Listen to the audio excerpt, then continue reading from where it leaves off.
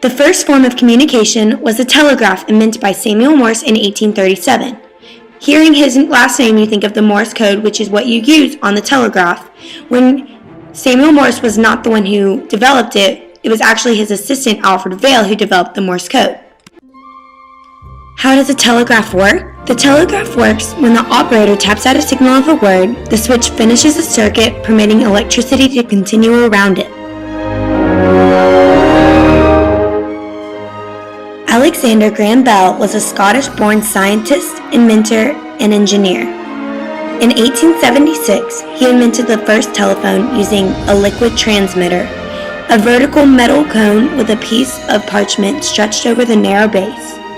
When he talked into the open end of the parchment, it vibrated, creating noise. The next telephone invented was the rotary phone in 1889 by Almond B. Stroger. How you use this phone is by putting your finger in the number that you want to use and spinning it in a circle as many times as the phone number is.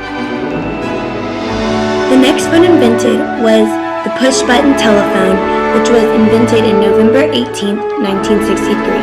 It was first installed in Carnegie in Greensburg, Pennsylvania, just outside of Pittsburgh. Lastly, we have the most updated phone in history, the modern telephone.